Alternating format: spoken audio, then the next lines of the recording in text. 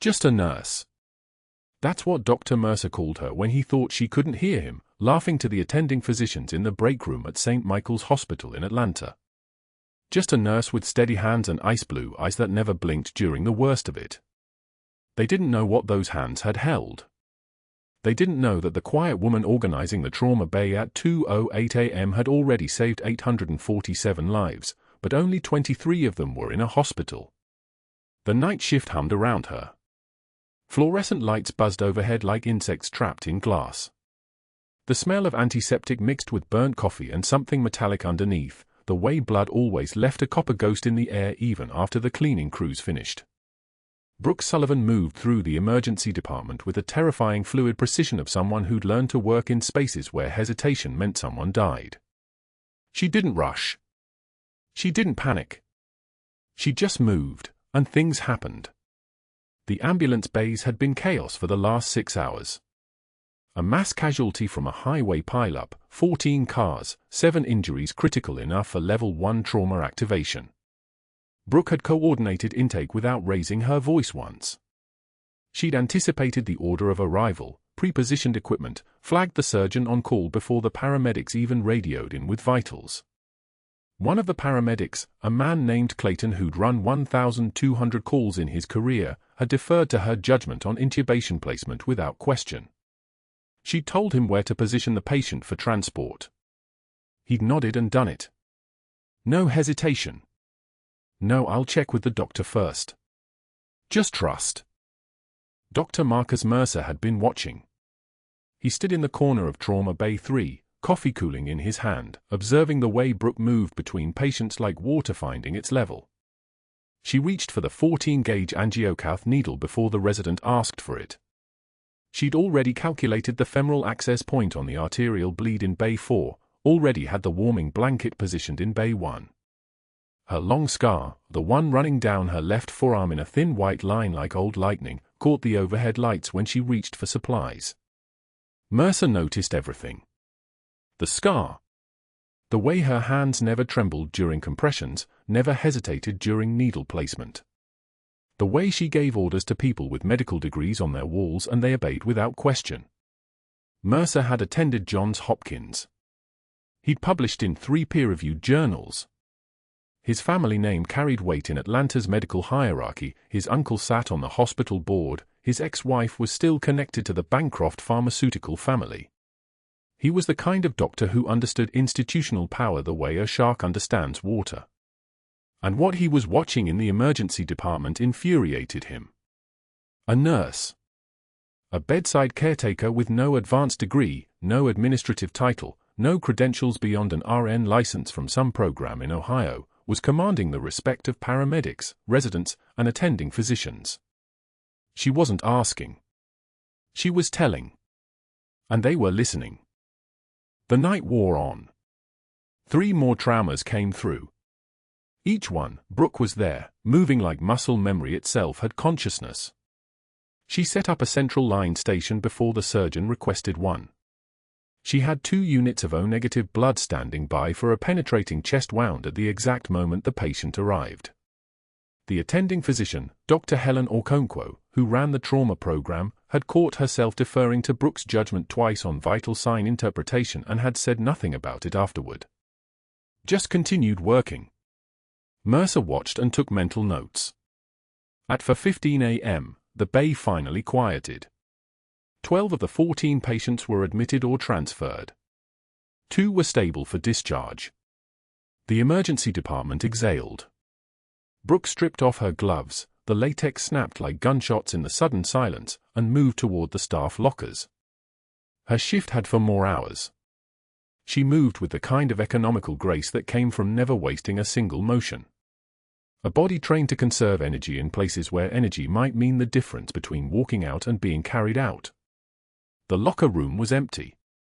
3rd shift always was, once the night got quiet enough that people remembered they could take breaks. Brooke opened her locker, number 247, 3rd row from the bottom, and there, on the top shelf, sat the folded flag. Triangle of stars and stripes, faded from 3,847 days of being held and touched and remembered. The fabric had yellowed slightly, worn soft at the creases from being unfolded and refolded again and again. She'd carried it out of a memorial service in Ramadi, Iraq, 7 years ago, pressed it into her hands by a chaplain whose name she'd never learned. The flag had been draped over Specialist Isaiah Chen's casket. 22 years old. Platoon medic. Her partner for 847 days.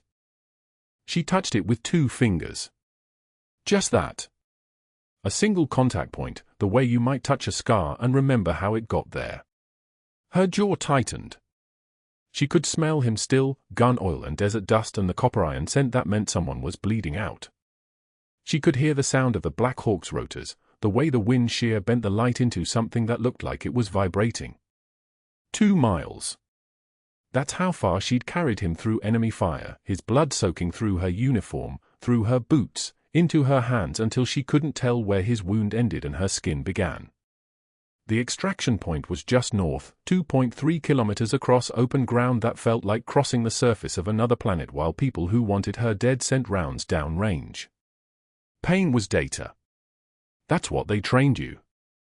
That's what you learned. Blood flow, tissue damage, entry wound, exit wound, it was all information if you could stay still enough to read it. She'd read his information all the way across that desert. Read it in the way his breathing changed. Read it in the pulse that kept trying to stop and keep trying to find its rhythm again. She closed her locker. The sound of the metal door sealing made her blink. For more hours until shift end. For more hours of keeping her head down, anticipating traumas, moving through the ER like a ghost that everyone relied on but no one saw. That was fine. That was the job. That was always the job. Dr. Mercer was waiting at the nurse's station when she came back out. 3:03 a.m. and the attending physicians were reviewing charts, residents were catching sleep in the call rooms, and Mercer stood with a coffee that wasn't cold yet, a smile that was all teeth and no warmth. He was 43, sharp-featured, the kind of handsome that people called distinguished because his jawline could cut glass and his eyes moved like something calculating. He wore a Rolex that cost more than most people's cars, $12,000 at least, the newer Seamaster model, and he wore it the way a weapon is worn, visible and deliberate. Brooke, isn't it? His voice had the quality of a tank idling in a garage, smooth and heavy and dangerous. I've been meaning to ask you about your background. She didn't pause. She entered the next patient's vitals into the system with the same focus she'd been using all night. 2 beat. 3 beat. Then, nursing degree from Ohio State. BSN program. Completed it 8 years ago. 8 years. That was close enough. Close enough to the truth that it wouldn't cause complications. Close enough that if anyone checked the records, they'd find exactly what she'd said they'd find. 8 years. Mercer set his coffee down on the corner of the desk, close to her keyboard. And you came to Atlanta, when? 3 years ago. Still not looking at him. Chart. Vitals. Orders. The rhythm of the shift. I was working in Columbus before that. Mercer smiled. The smile meant something. Brooke could read intention the way other people read words. The smile meant he didn't believe her. The smile meant he was filing this away to verify later. The smile meant he was already planning something. She could see it in the way his pupils dilated fractionally, a predator's response to the scent of weakness, except she hadn't shown him any weakness. She'd shown him exactly what she wanted him to see. And he still smelled something wrong. You have exceptional instincts, he said. For a bedside nurse. The way you anticipated that thoracic trauma in Bay 2, the positioning you suggested, where did you learn that? Experience. For words. Fragments. No elaboration. The composure of someone who understood that every additional word was a potential mistake. 17 years in critical care environments. That wasn't quite true either, but it was close enough. Close enough to the shape of the truth. Close enough that if he dug, he'd find references in Ohio that confirmed she'd worked in hospital systems with critical care rotations. The records existed. She'd paid for them to exist. $847 in cash, a conversation with a former colleague who owed her enough favors that he'd done it without asking questions, and now the digital trail was solid. Mercer's eyes moved across her face, searching, looking for the tell that would confirm his suspicion that she was something other than what she appeared. But Brooke's composure was the kind that came from places where showing emotion got people killed. Her breathing was steady. Her pulse hadn't changed. Her ice-blue eyes held his gaze without flinching, and there was nothing in them but polite professional distance. "Well," Mercer said finally, picking his coffee back up. "It's good that someone is thinking that carefully. It's also important to remember that decisions about patient care, even suggestions about patient positioning, need to come from the medical team, not the nursing staff. You understand the scope of practice, I assume?" There it was. The first move. The social attack. The subtle redefinition of the boundary between her role and his authority. Not loud enough to be reportable. Quiet enough that if she complained, it would sound like paranoia. But clear enough that every person in the hospital, everyone who heard this, would understand that Mercer was establishing dominance. "Of course, doctor," she said, and the word doctor came out with precisely the right tone of deference. Just right. Just enough to satisfy him.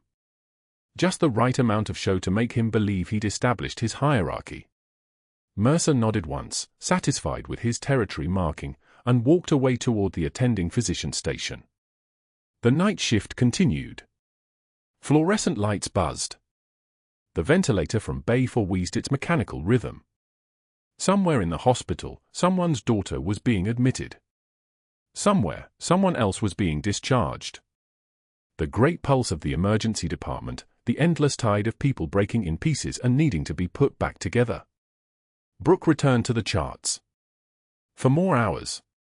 For more hours of being exactly what they expected her to be. For more hours before dawn broke over Atlanta and the day shift arrived and the night crew finally got to leave. What she didn't know yet was that Dr. Mercer had already begun making phone calls. That by the time sunrise came, her reputation at St. Michael's would be in tatters. That the whisper campaign, the lies, the careful orchestration of her humiliation would already be in motion, spreading through the hospital like an infection no antibiotic could touch. What happened next didn't just silence the room. It changed everything.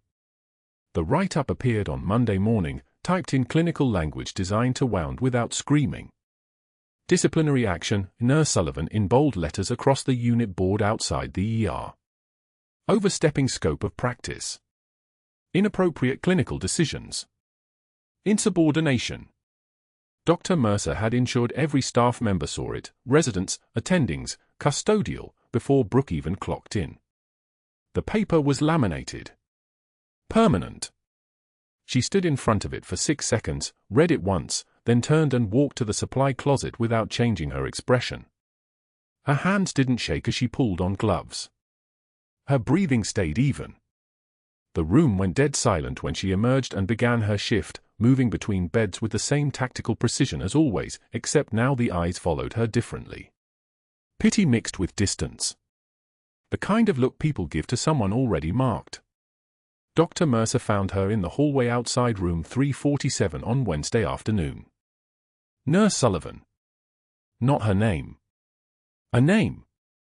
He was moving toward the Patterson family room where a 72-year-old stroke patient lay sedated on a ventilator, his adult children keeping vigil in the corner.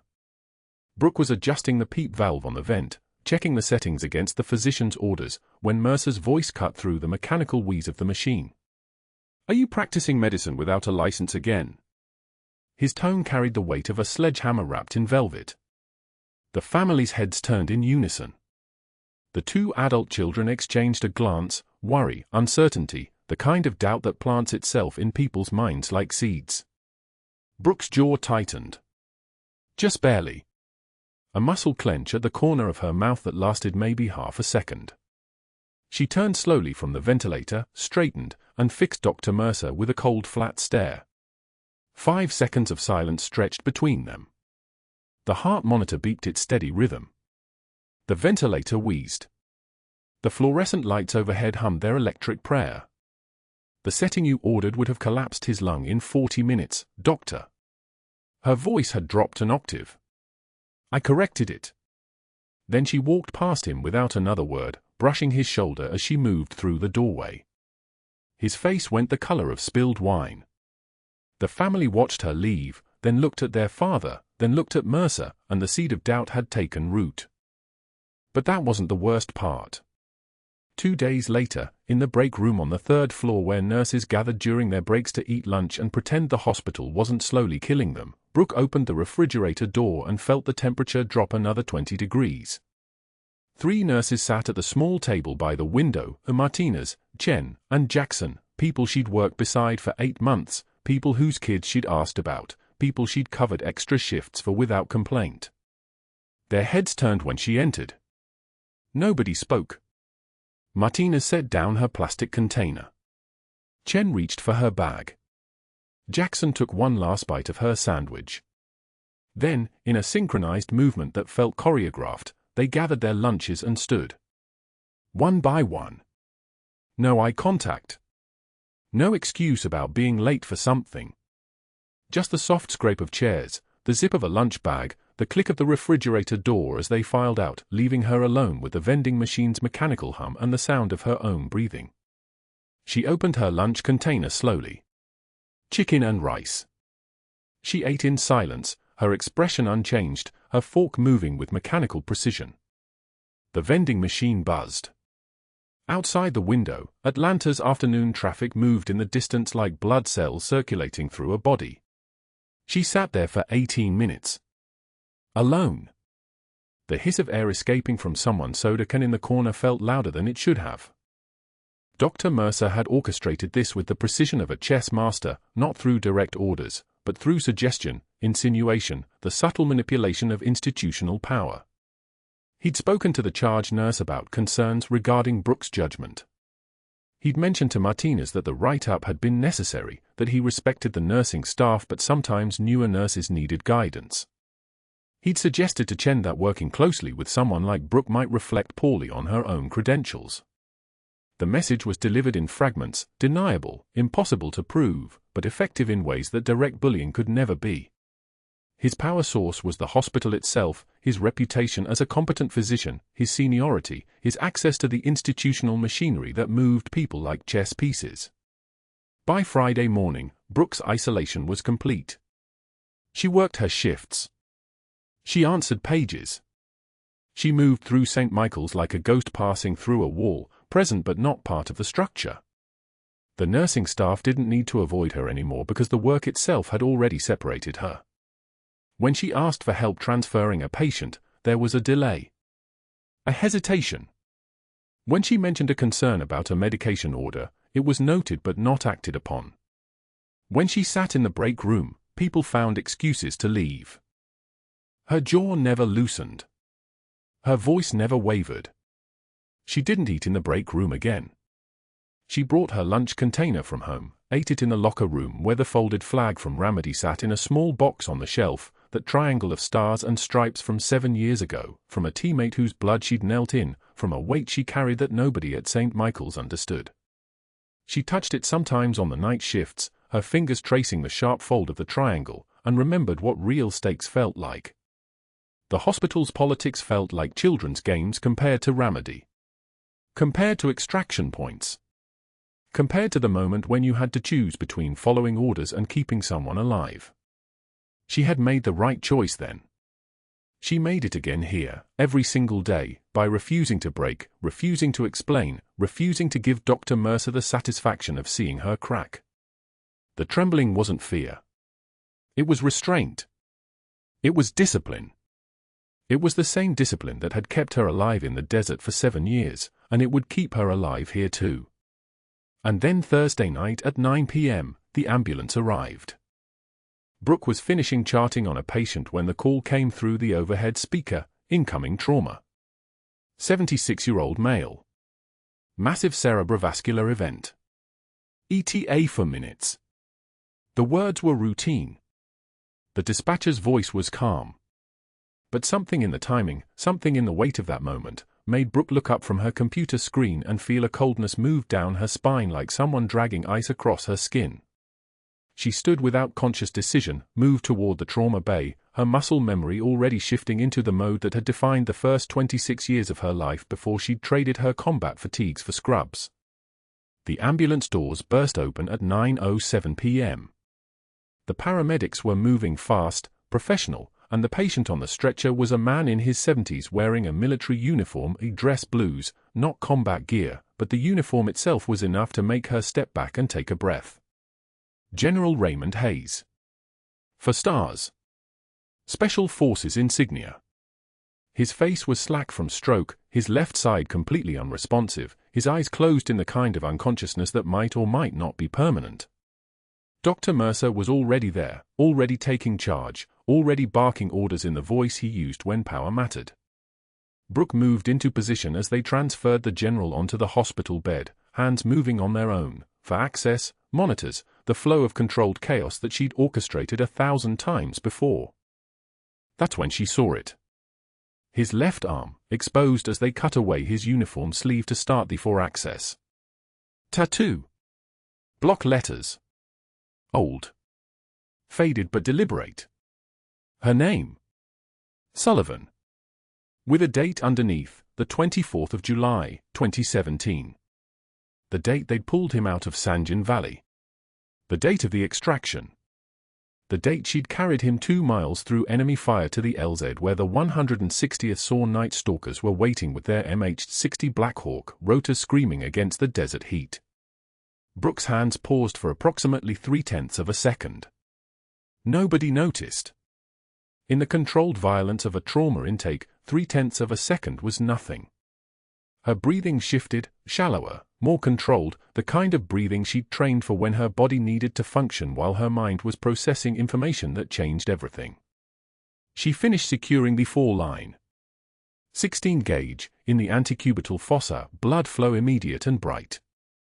She moved to the monitor, checked his vitals, and processed what she was seeing, blood pressure 88/54 and dropping, heart rate 134, O2 sat 91%, Glasgow Coma Scale score of 5. Stroke in progress. Massive. The kind that killed people or left them locked in their own minds forever. The kind she'd seen in field hospitals when there was nothing to do but make them comfortable and watch the clock count down. Dr. Mercer was calling for a neurosurgeon, ordering aggressive intervention, moving with the confidence of a man who believed his credentials could reverse the irreversible. Brooke stayed in the corner of the room, monitoring the machines, watching the numbers, watching the general's face, and recognizing something in the pattern of his deterioration that Mercer hadn't seen. She'd seen it twice before in Ramadi. Twice in field hospitals where the arterial shunt pattern meant the blood vessels were failing in a cascade that one treatment couldn't fix. She watched Mercer work and said nothing. Not yet. Her jaw was set. Her hands were steady. And somewhere inside her chest, a question that had no answer was asking itself, what do you do when the man you saved 7 years ago comes back in and only you can see what's happening to him?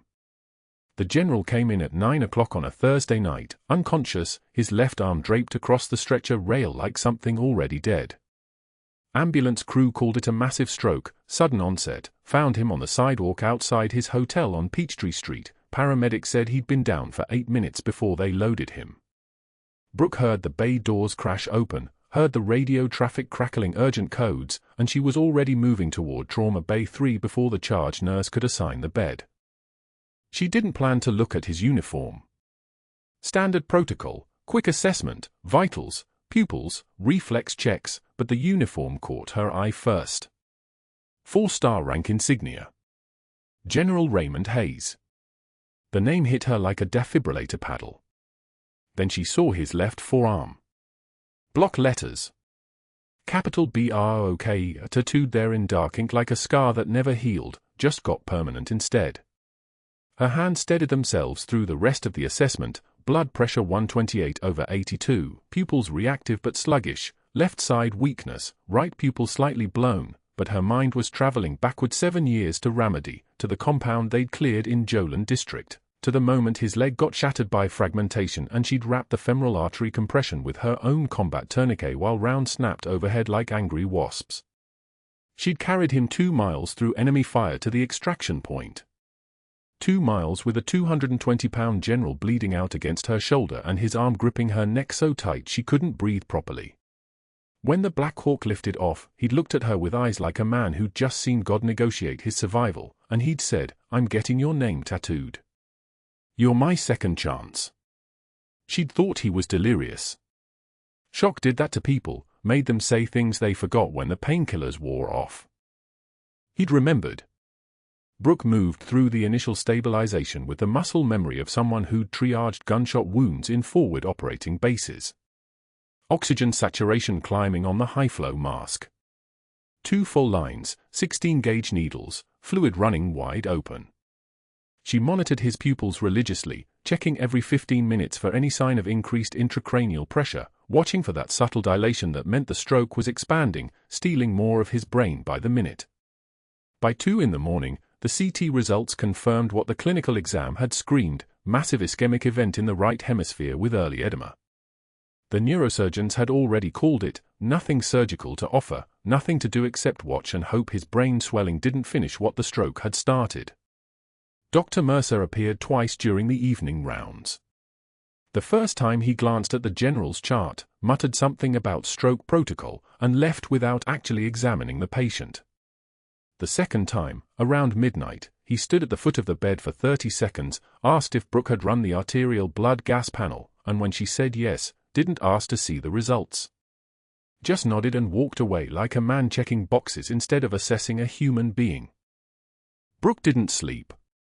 She sat in the high-back chair beside the general's bed, watching his face in the darkness, watching the ventilator push air into lungs that still worked even if the brain commanding them was dying from the inside.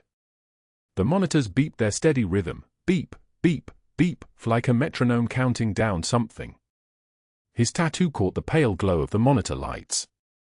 Brooke. Like he'd written her name on his skin so he'd never forget the moment she'd refused to let him go. She thought about room 347, about Mercer's voice cutting through her like shrapnel, about the way the family had looked at her like she was overstepping, like her competence was arrogance because she hadn't earned it with credentials on a wall. She thought about coming back to the break room and finding it empty, 3 nurses gathering their lunches and leaving without a word, the hum of the vending machine the only sound left in the world. She thought about the folded flag in her locker, the triangle of stars and stripes from Ramadi, from the teammate whose blood she'd knelt in while the general's hand gripped her shirt and wouldn't let go. The crash came at 2:41 a.m. like a thunderstorm. 1 second the monitors were steady, the rhythm organized, the general's heart still beating in the organized pattern of a man who was dying slow instead of fast. The next second the alarm shrieked through the unit, high-pitched and urgent and utterly terrifying. Ventricular fibrillation. The heart quivering instead of pumping. Death announcing itself. Brooke was off the chair before the sound registered. She hit the call button, and nurses started moving like a choreographed dance. Someone grabbed the crash cart, someone else was already checking the defibrillator pads, someone hit the code button and the overhead intercom crackled, "Code Blue, ICU, Bay 3. Code Blue, ICU, Bay 3. The room transformed in seconds. Where there had been quiet monitoring, now there was controlled chaos, the kind that only happened when the line between life and death got very, very thin. Brooke started compressions without waiting for the resident to order them. Two-handed, centered on the sternum, feeling the ribs compress under her palms with that subtle give that meant the pressure was right. Compressions always felt like apologies, "I'm sorry, I'm sorry, I'm sorry," with every push. The heart monitor showed only chaos. Fibrillation. Electrical misfiring. No organized rhythm. No perfusion. No life. Dr. Mercer came through the doors like a man who'd been waiting for this, who'd somehow known he'd be summoned at exactly this moment. He took in the scene, compressions happening, defibrillator pads being placed, a code blue team assembling around a 4-star general who'd walked into the hospital conscious and upright and now couldn't sustain his own heartbeat. 2 minutes, Mercer said, taking over the code. Continue compressions. Run the ACLS protocol. 1 milligram epi 4 push, now. Brooke counted compressions, 1, 2, 3, 4, 5, feeling the compliance of the chest wall, the slight resistance, the way a human body responded to pressure when there was nothing left inside doing the work. Someone pushed the epinephrine. The monitor still showed only disorganization. Fibrillation. Chaos. Shocking, Mercer announced. Clear the bed. Brooke stepped back. The defibrillator pads discharged with a sound like electricity arcing through metal, that particular hiss of air escaping capacitors. The general's body went rigid. The monitor flatlined for 1 second. 2. Then fibrillation again, just as disorganized, just as lethal. More compressions. More medications. Atropine. Another round of epinephrine. Mercer called them like a conductor, hand steady, voice clinical, the rhythm of a cardiac arrest at 4 minutes, 5 minutes, 6 minutes. The general's pupils were fixed now, blown wide, the oxygen deprivation clawing at his brain with every second that passed without adequate perfusion. Every second of cardiac arrest was a second of his neurons dying, of memories burning away, of the man who'd carried her to safety in Ramadi becoming irreversible silence. Continue compressions, Mercer said at the 8-minute mark. 10 minutes. 12. The compressions felt futile now. Brooke could see it in the residents' faces, that slight loosening of attention that happened when codes went too long, when the rhythm refused to organize, when death started winning. Mercer was still calling the protocol, still ordering medications, but something in his voice had changed. It wasn't frustration. It was closure. The inevitable. At 12 minutes and 40 seconds, Mercer glanced at the monitor, at the general's pupils, at the absolute flatness of the electrical activity running through the cardiac muscle. That's 12 minutes, Mercer said quietly. He stepped back from the bed. Continue compressions for 1 more cycle, then. He's got an arterial shunt, Brooke said. The words came out flat and steady, not a question, not a request. Just a statement. The monitor had been telling her for hours, those subtle variations in the waveform pressure, the pattern she'd learned to read in field hospitals where blood pressure cuffs were luxury items and you had to interpret arterial lines the way a pilot read turbulence. The stroke hadn't just damaged his brain. It had created a shunt in the right middle cerebral artery, blood flowing past where it needed to go, the cardiac return compromised, the general's heart working against a circulatory system that had become a trap. Mercer turned. His face was careful. Empty. The face of a man who didn't appreciate being interrupted mid-code. "Excuse me," he said. "The arterial pattern is consistent with a vascular shunt preventing cardiac return. He needs a thoracotomy. Now." The room went very quiet. The compression stopped. A resident still had her hands on the general's chest. The ventilator continued its mechanical breathing. The monitors beeped. Mercer's face went red. Not the red of embarrassment. The red of something else. Something that looked like rage. "You're dismissed, Nurse Sullivan. Security will escort you from this hospital tonight if you say another word." He turned to the residents.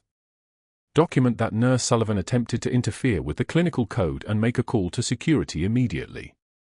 Standard protocol for scope violation." But Brooke was already moving. She stepped to the crash cart. Her hands found the scalpel, the sterile surgical blade, sharp enough to split skin and ribs and open the thoracic cavity to the human heart.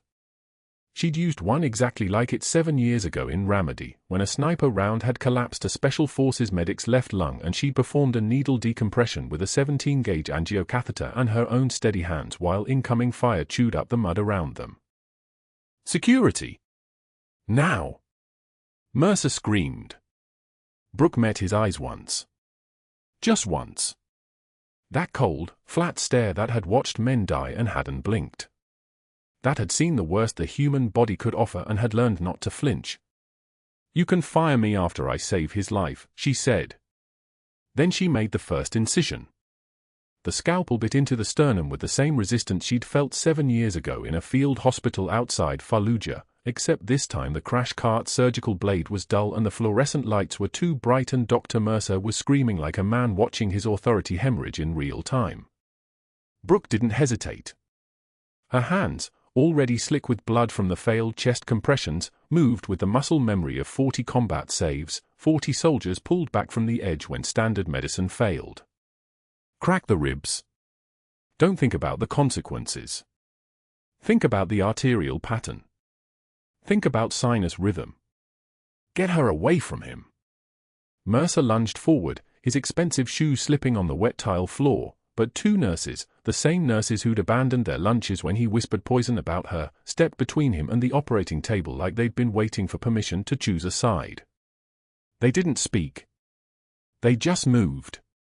One of them, Janet with the grey-streaked ponytail, pressed her hand against Mercer's chest. The other, Marcus from night shift, positioned himself at the monitor with a suction catheter ready, watching Brooke's face instead of the general's body. They'd seen her work. They understood. The retractor spread the ribs. Metal on bone made a sound like a rivet gun, sharp, percussive, wrong for an operating room without anesthesia, without protocols, without the surgical drapes and sterilization and the dozen layers of institutional permission that made medicine legal instead of criminal. The pericardium glistened, dark with fluid. Brooke's fingers found the membrane and tore it open with controlled precision, and there, exactly where she'd predicted based on that arterial shunt pattern, the heart. The general's heart. The same heart she'd heard beating frantically against her body 7 years ago when she'd carried him 2 miles through enemy fire while rounds snapped overhead and his blood soaked through her uniform, and she'd whispered the same prayer over and over, "Stay with me, stay with me, stay with me." "You're insane." Mercer's voice had cracked into something higher, more desperate. "You're killing him. She's killing him. Security. Security." His hands were reaching for the crash cart, for her shoulder, for anything that might stop this unauthorized breach of every protocol his position depended on. But Janet held firm. Marcus didn't even glance at him. Brooke's bare hand closed around the general's heart. It was warm. It was still. The fibrillation had exhausted it, left it fluttering uselessly, unable to push blood through the arterial shunt that was preventing return flow. Her fingers began to massage, rhythmic, firm, the kind of pressure that came from understanding anatomy the way a musician understands an instrument. Pump. Release. Pump. Release. Not aggressive. Precise. The same hands that had held this man's weight while crawling through rubble, the same hands that had applied tourniquets under fire, the same hands that had cried exactly once in 7 years and never again. EPI. "Push 1 milligram 4, she said, her voice steady and clinical, the voice she'd learned in a war zone where hesitation meant someone didn't go home. A resident frozen at the crash cart snapped to attention. The voice of absolute certainty had that effect on people. The resident pushed the medication. Brooke's fingers kept working, finding the rhythm, teaching the heart to remember how to beat on its own. The monitor remained flat. Mercer was still screaming something about criminal charges, about assault, about her medical license, except she'd never had one. That was the irony no one in this room understood yet.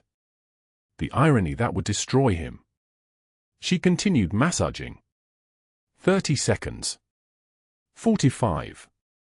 A minute. The ribs were cracked, the chest cavity open, her hand inside another human being, and the room smelled like copper and antiseptic and something darker, fear, maybe. The fear of a man watching his institutional power become irrelevant against something older than credentials. Then the monitor beeped. Once. Twice. A rhythm. Faint, but real. Sinus rhythm. The general's heart, remembering how to live. Fluid. "Prepare to repair the shunt," Brooke said, and her voice sounded like a radio transmission from another era, professional and calm. She guided the resident through each step, small movements, precise instructions, her blood-stained hand steady inside the general's chest while she directed a surgery that wasn't supposed to happen outside an operating theater. The resident was shaking, but he was following her instructions perfectly. He was trusting her. So was everyone else in the room except Mercer, who'd gone silent and pale, watching his world reorganize itself around something he couldn't control or dismiss. By 3 in the morning, the general was stable. His blood pressure had climbed from 70/40 to 110/65. His oxygen saturation held steady at 96%. His heart was beating on its own, no longer needing her hand to do the work. Brooke stepped back from the table, and that was when she felt it, the 16 hours of double shift, the adrenaline crash, the weight of what she'd just done settling onto her shoulders like body armor she'd forgotten she was wearing. She didn't sit down. She didn't cry. She stood at the general's bedside with blood drying on her scrubs, blood under her fingernails, blood mapped across her forearms like a map of a country she'd left behind. Her hands were trembling, not from fear but from the restraint of not grabbing Mercer by his silk tie and making him understand exactly what he'd tried to destroy. The trembling was rage compressed into her muscles, held so tightly it manifested as something close to a seizure. She breathed through it. In and out. The way soldiers do. By 6 in the morning, intensive care had stabilized the general completely. His pupils were reactive. His neurological status was improving. He would survive. He would wake up. And when he did, he would understand exactly who'd saved his life. Mercer left at 7. He returned at 4 in the afternoon with the hospital director and 2 security guards. The director looked like he'd been called out of bed, his tie slightly crooked, his jaw working through whatever conversation must have happened in an office upstairs.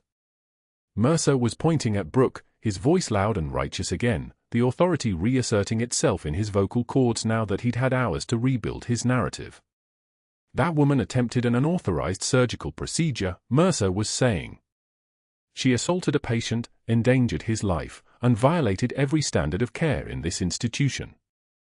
I'm recommending the hospital pursue criminal charges for practicing medicine without a license and aggravated assault.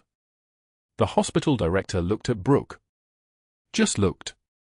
No condemnation. No conviction. No anger. Just a calculation happening behind his eyes, a man trying to figure out how his day had gone from routine to this. Nurse Sullivan, the director said, and his use of her title felt like a courtesy, the last courtesy she'd receive in this building. Your employment is terminated effective immediately. You'll need to surrender your badge. Brooke reached for the badge clipped to her scrubs, the badge that had hung around her neck for 7 years, the access card to a life that had never quite fit but had been better than nothing. She held it out. The director took it with something that might have been respect or might have been pity. She couldn't tell anymore. We're recommending criminal charges to the district attorney, the director continued, quieter now. The hospital's legal team will be in contact. You're not to re-enter this facility. Understood? She understood. She'd understood the moment she made that first incision. The price of saving a life was sometimes your own. That was the trade. That was always the trade in medicine, in the military, in any place where people mattered more than protocol. The security guards escorted her through the ER hallway at 4 in the afternoon. Everyone was watching. The residents, the nurses, the paramedics unloading a drunk from an ambulance. They all watched her walk out with guards flanking her like she was the threat, like she was the danger, like they hadn't just seen her pull a 4-star general back from flatline using nothing but muscle memory and will. Her locker was already emptied into a cardboard box. Hospital policy, immediate termination means immediate removal. The folded flag from Ramadi was in there. The photograph of her daughter. 2 pairs of scrubs, still clean. The combat medic badge she'd earned at Fort Jackson, hidden at the bottom where no one thought to look for credentials that belonged to a previous life. She carried the box to her car, set it on the passenger seat, and sat in silence while the Atlanta heat pressed against the windshield. At 6 o'clock, her phone rang. Her daughter's school calling to confirm pickup. She almost didn't answer. But then she did, and she drove to pick up a 10-year-old girl who'd been waiting in the aftercare office for a mother who'd lost her job saving a stranger's life. The girl didn't ask questions on the drive home. She just held the cardboard box and didn't let it fall. At 8 o'clock, Brooke sat at the kitchen table in a house that suddenly felt much smaller, still wearing the scrubs from her 16-hour shift. The blood had dried on her arms in patterns that looked almost like tattoos. Her daughter found her there, hands folded on the table, staring at nothing. "Mommy, why are you home early?" the girl asked, her voice small and careful. "Doesn't the general still need you?" Brooke looked at her daughter and didn't cry. The trembling was still there, compressed into her chest, held with the discipline of someone who'd learned long ago that breaking wasn't an option. She reached out and pulled her daughter close, and that was as much as she could give in that moment: presence. Steadiness. The promise that she would figure this out. She had figured out everything else. She didn't know that the security clearance audit was already running at the hospital. She didn't know that a classified designation in her file was about to reverberate through channels that Mercer couldn't even conceive of, much less control. All she knew was that she'd saved a life. And the price had been exactly what she'd calculated when she made that first incision. Sometimes that was enough. By dawn the general was breathing on his own. The ventilator still hummed its mechanical rhythm, but his own lungs had remembered how to work. Brooke stood at his bedside at 6:44 a.m., checking the chest tube she'd placed, watching the air leak gradually slow to nothing. His color was returning. Pink instead of ash. The arterial shunt was corrected. The heart was pumping. He was going to live because she'd cracked his ribs open in a moment when everyone else in that room had already decided he was dead. She didn't allow herself to feel anything about that yet. By noon, Dr. Mercer had made 4 phone calls. The first was to the hospital board chairman, Thomas Sinclair, a man who'd played golf with Mercer twice a year for the past 7 years and owed him a favor from a malpractice suit Mercer had testified in his favor about. Mercer sat in his office with the door closed, waiting for the familiar warmth of institutional protection. Instead, Sinclair's voice came through the phone like ice water. "The Pentagon called me personally, Mercer." "Personally? Do you understand what that means for our military contracts? For our federal funding? You fired a decorated Special Forces officer. A captain. You fired her. For saving a patient's life." The line went dead. Mercer's hands began to shake. This wasn't how institutional power worked. This wasn't how it worked at all. The second call was to the Georgia Nursing Board, requesting an immediate investigation into Brooke Sullivan's credentials and scope of practice violations. The administrator who answered listened to his complaint with the kind of patience that comes from knowing something he didn't. "Dr. Mercer, we've been contacted by the Department of Defense regarding Ms. Sullivan's file. This matter is closed. We recommend you consult with your legal counsel." Dial tone. The shaking in his hands moved up into his shoulders. The third call was to Community Health Systems in Columbus, Ohio, the hospital where Brooke's resume claimed she'd worked as a staff nurse for 4 years before moving to Atlanta. He wanted documentation of her employment, her references, anything that would prove she'd falsified her credentials. When the HR director answered, Mercer realized his mistake before she even spoke. "Dr. Mercer, we have no record of anyone by that name ever working at our facility. We never have. If you're trying to verify credentials, you'll need to contact the Department of Defense directly." The line went quiet. Mercer understood then, in a way that made his stomach drop like an elevator with cut cables, that Brooke Sullivan had never been who everyone thought she was. That her entire file at St. Michael's had been constructed by people who knew exactly what they were doing. The fourth call was to the hospital attorney. Mercer was shouting by now, demanding immediate termination proceedings, demanding that they move forward with charges, demanding that they protect him from whatever was coming.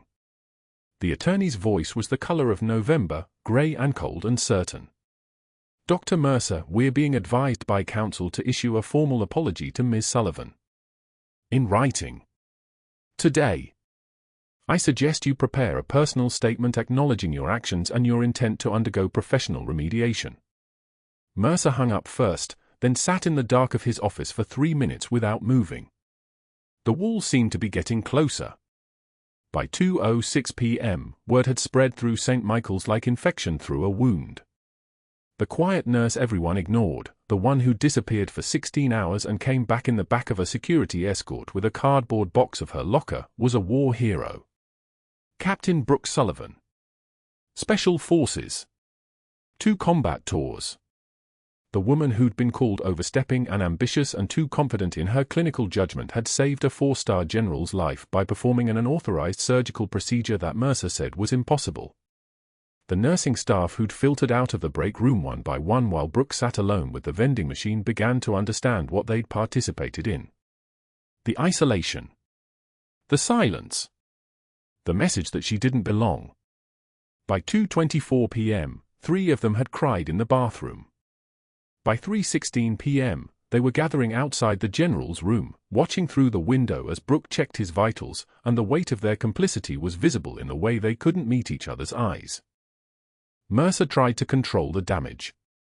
He called the IT department and spoke to Torres, the director, a Navy veteran who still wore his service ring every day. Mercer's voice was careful now, measured, attempting the tone of reasonable authority. I need the security footage from the night of the general's critical event deleted from the system.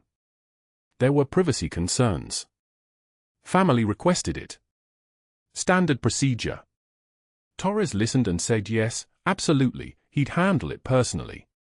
What Mercer didn't know was that Torres had already watched that footage.